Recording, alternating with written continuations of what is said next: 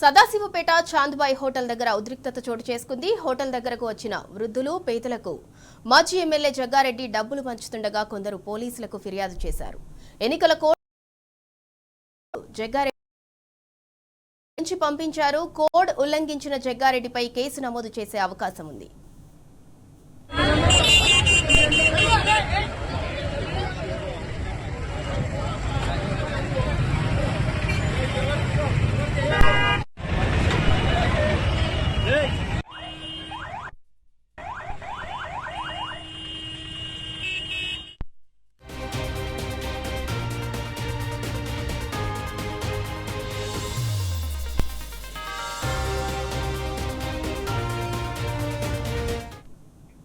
ఇక ఇదే అంశానికి సంబంధించి మరింత సమాచారం మా ప్రతినిధి రంగాచారి అందిస్తారు. రంగాచారి, మాజీ ఎమ్మెల్యే జగ్గారెడ్డి ఎన్నికల కోడ్ నైతే ఉల్లంఘించారు.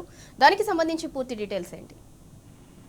సింధూరా, ఇది సదాశివపేట మున్సిపాలిటీ, సంగారెడ్డి జిల్లాకు సంబంధించిన సదాశివపేట మున్సిపాలిటీలో బీఆర్ఎస్ పార్టీ గెలుపొందడం ఖాయమని తేలిపోవడంతో జగ్గారెడ్డి ఏకంగా స్వయంగా ఆయన్నే బరితెగించి డబ్బులు పంపిణీకి శ్రీకారం చుట్టి ఓటర్లను కొనుగోలు చేయడం కోసం, ప్రలోభాలకు గురి చేయడం కోసం శ్రీకారం చుట్టినటువంటి పరిస్థితి. నిన్న రాత్రి నుంచే వాళ్ళంతా కూడా సదాశివపేటలో పెద్ద ఎత్తున డబ్బులు పంపిణీ చేయడం కోసం ఒక వ్యూహం అయితే రచించారు. అందులో భాగంగానే ఈ రోజు తెల్లవారుజాము నుంచి కూడా జగ్గారెడ్డి బైక్ పై తిరుగుతూ సదాశివపేట పట్టణంలోని పలు వార్డుల్లో ఆయనే స్వయంగా డబ్బులు పంపిణీ ప్రారంభించినట్టుగా తెలుస్తున్నది. అందులో భాగంగానే ఇక్కడ చాంద్బాయ్ హోటల్ అని ఒకటి ఉంటుంది. ఆ హోటల్ ముందట ప్రజలను అక్కడికి పిలిపించి తాము డబ్బులు పంపిణీ చేస్తున్నామని చెప్పి పిలిపించి ఆ ప్రజలకు డబ్బులు పంపిణీకి శ్రీకారం చుట్టినటువంటి పరిస్థితి. ముఖ్యంగా రేపు పోలింగ్ జరగబోతుంది. ఈ రోజు ఆ వార్డులకు సంబంధించి ప్రజలను అక్కడికి పిలిపించి వాళ్లకు బహిరంగంగా, ఇది ఆ హైవేకు దగ్గరగా ఉంటుంది, హైవే మీద ప్రజలందరినీ పోగు చేయించి అక్కడ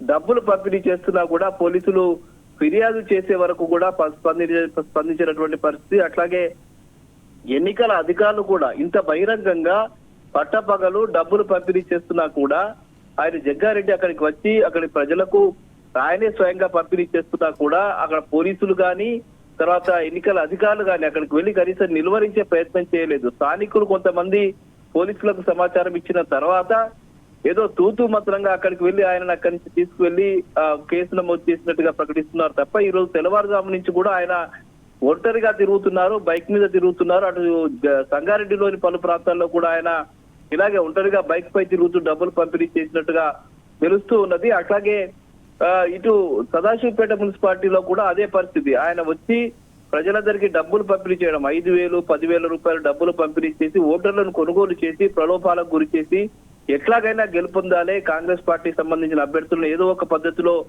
గెలిపించాలని చెప్పి వాళ్ళు అది చేస్తున్నారు. దీనికి తోడుగా ఇంకేం చెప్తున్నారంటే ఇదేదో తాము పేదలకు పంపిణీ చేస్తున్నాము, పేదలకు డబ్బులు పంపిణీ చేస్తున్నాము, అది వృద్ధులకు డబ్బులు పంపిణీ చేస్తున్నాం అనే ఒక అపోహను వాళ్ళు క్రియేట్ చేయడం, అంటే ప్రజల్లో తాము డబ్బులు పంపిణీ చేస్తున్నామని ఒక క్రియేట్ చేసి ఇది ఏదో తాము దాన ధర్మం చేస్తున్నామని చెప్పి క్రియేట్ చేసి ప్రజలను మభ్యపెట్టడానికి ఒక ప్రయత్నం అయితే జరుగుతూ ఉన్నది. మొత్తంగా ఇది రేపు జరగబోయే ఎన్నికల్లో కాంగ్రెస్ పార్టీ గెలుపొందడం కోసం కాంగ్రెస్ పార్టీని ఎలాగైనా గెలిపించాలి. ఎందుకంటే తీవ్రమైనటువంటి వ్యతిరేకత ప్రజల్లో ఉంది అనేది ఈ ఎన్నికల్లో చాలా స్పష్టంగా కనిపిస్తుంది. ఎక్కడికి వెళ్ళినా కూడా వాళ్ళు కాంగ్రెస్ పార్టీకి సంబంధించిన నాయకులకు, మంత్రులకు కానీ సరైనటువంటి స్పందన లభించలేదు.